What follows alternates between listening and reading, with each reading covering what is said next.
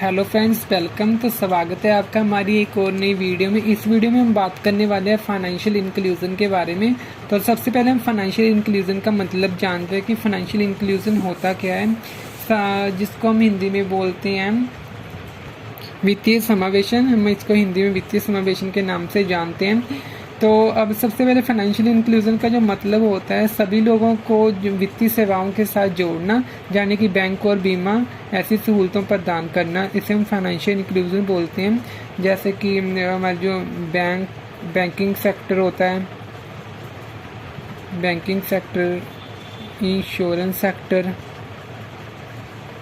आदि से सभी को जोड़ना, इसे हम फाइनेंशियल इंक्लूजन कहते हैं। इसके बाद अगर इसकी परिभाषा की बात करें, अब हम देखते हैं फाइनेंशियल इंक्लूजन की डेफिनेशन। तो सबसे पहले वित्तीय समावेशन को कमज़ोर वर्ग और कम आय वाले समूहों की वित्तीय सेवाओं तक पहुंच सुनिश्चित करने की प्रक्रिया के रूप में परिभाषित किया जा सकता है, जैसे कि सेविंग अकाउंट, कम लागत वाले लोन, वित्तीय सलाहकार और बीमा सुविधाएं आदि को हम फाइनेंशियल इंक्लूजन की डेफिनेशन में इंक्लूड करते हैं। तो अब हम इसके बाद देखते हैं हमारी थर्ड नंबर पे history of banking, history of financial inclusion.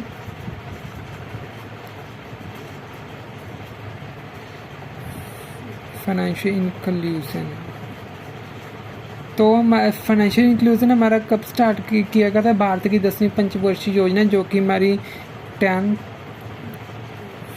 5 year plan हमारा जो था 2002 से 2007 तक पीरियड में थी, जो कि ये हमारी जो पंचवर्षीय योजना थी ये हमारी सोम मॉडल के आधार पे आधारित थी। सोम समिति मॉडल पर आधारित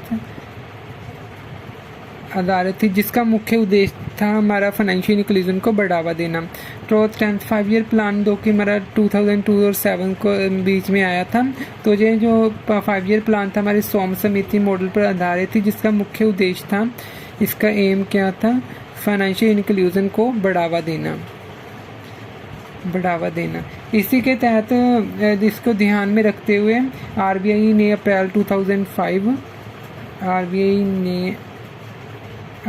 2005 में गवर्नर 2005 में जो थे हमारे वाई वी रेड्डी ने पहली बार फाइनेंशियल इंक्लूजन का प्रयोग किया था।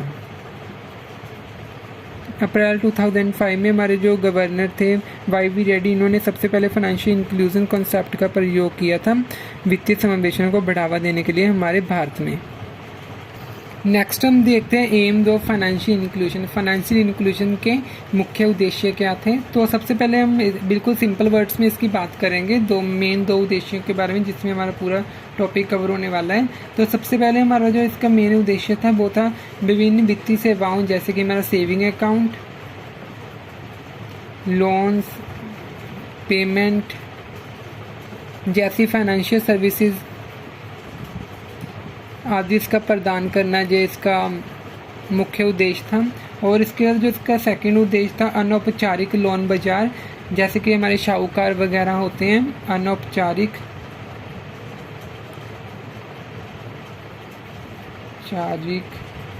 लोन बाजार के शोषण से रक्षा प्रदान करना।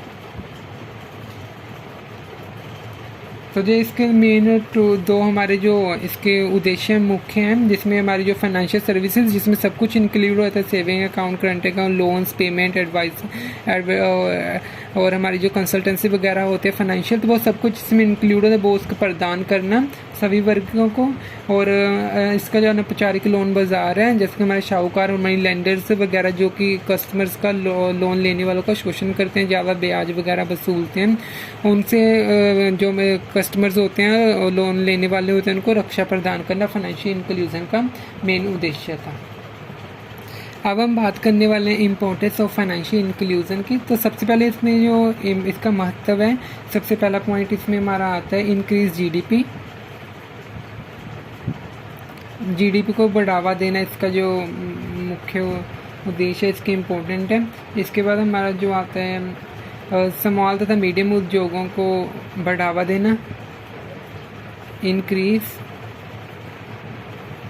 Small and medium enterprises. Third पे हमारा जो आता है बीमा तक पहुंच में सुधार, इंश्योरेंस सर्विसेज प्रोवाइड करना, सुधार करना इसमें। और हमारा जो फोर्थ आता है बैंकों को लाभ पहुंचाना, बैंक्स को लाभ पहुंचाना। फिफ्थ हमारा इसमें पॉइंट आ जाता है जैसे डायरेक्ट बेनिफिट ट्रांसफ़र, डीबीटी जिसे हम बोलते हैं, कि जिसको भी हमने वो देना है, बेनिफिट देना है, उसको डायरेक्ट ट्रांसफ़र करना, डायरेक्ट बेनिफिट ट्रांसफ़र। इसका हमारा 6 पॉइंट आता है शाहूकारी व्यवस्था को ख़त्म करना, व्यवस्था ख़त्म करना। इसके बाद जो इसका इम्पोर्टेंट आता है साथ अवैध धन पर नियंत्रण, अवैध या काला धन पर नियंत्रण करना। जो इसकी इम्पोर्टेंस है हमारी जीडीपी को इंक्रीज़ करना है, स्मॉल एंड मीडियम एंटरप्राइजेस को बढ़ावा देना।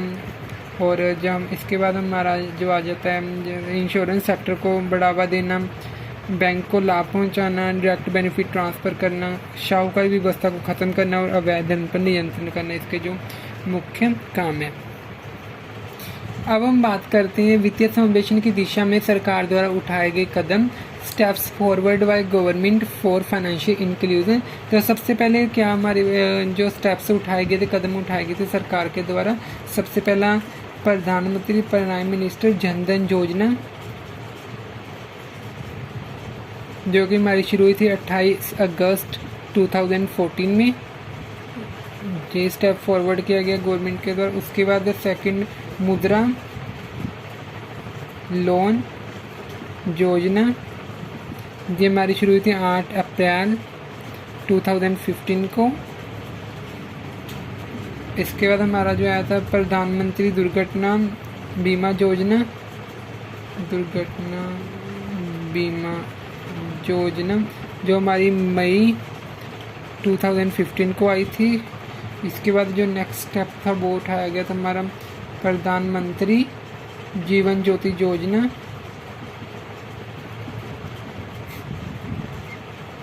जीवन ज्योति योजना, जो कि मई 2015 को आया था। इसके बाद हमारा जो नेक्स्ट स्टेप था वो था प्रधानमंत्री अटल पेंशन योजना।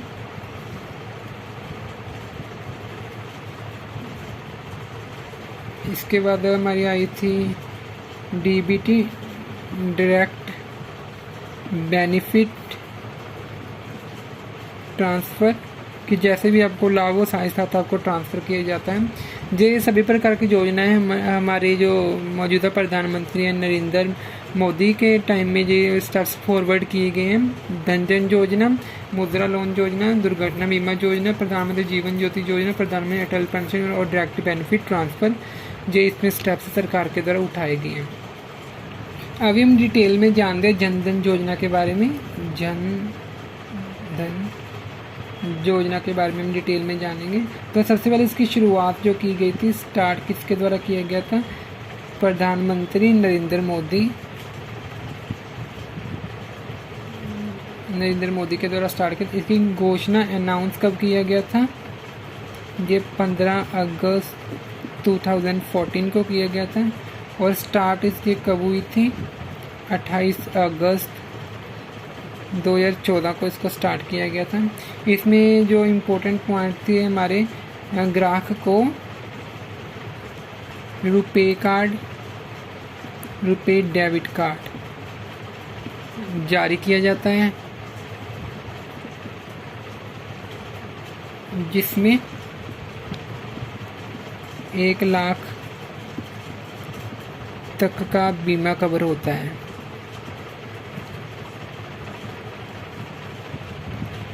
इसी के साथ अगर कोई कस्टमर अपने अकाउंट को 6 मंथ तक मेंटेन रखता है तो उसे 5,000 तक ओवरड्राफ्ट फैसिलिटी दी जाती है। तो ये हमारा जनधन योजना था, इसके स्टार्ट प्रधानमंत्री नरेंद्र मोदी ने की थी। अनाउंसमेंट इसकी 15 अगस्त 2014 को हुई थी। स्टार्ट इसको लागू किया गया था 28 अगस्त 2014 को। और ग्राहक को एक रुपए डेबिट कार्ड जारी किया जाता है जिसमें 1 लाख तक रुपये का इंश्योरेंस कवर होता है। अगर कोई भी कस्टमर इसको 6 महीने तक मेंटेन रखता है अपने अकाउंट तो उसे 5,000 तक की ओवरड्राफ्ट फैसिलिटी प्रोवाइड की जाती है। अब हम बात करते हैं प्रधानमंत्री मुद्रा योजना।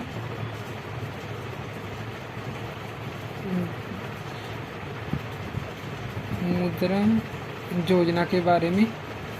तो प्रधानमंत्री मुद्रा योजना जो जिसका पूरा नाम मुद्रा का यहाँ पे पूरा नाम है, मुद्रा की फुल फॉर्म है यहाँ पे माइक्रो यूनिट डेवलपमेंट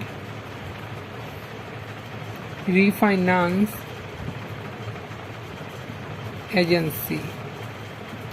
तो इसका जो मेन काम था, इसका जो मेन फंक्शन था हमारा, ये छोटे स्मॉल एंड मीडियम स्तर के उद्योगों को वित्तीय सहायता फाइनेंशियल असिस्टेंस देने के लिए 8 अप्रैल 2015 में शुरू किया गया था, जिसमें 50,000 से लेकर आप 10 लाख तक का लोन लिया जा सकते हैं।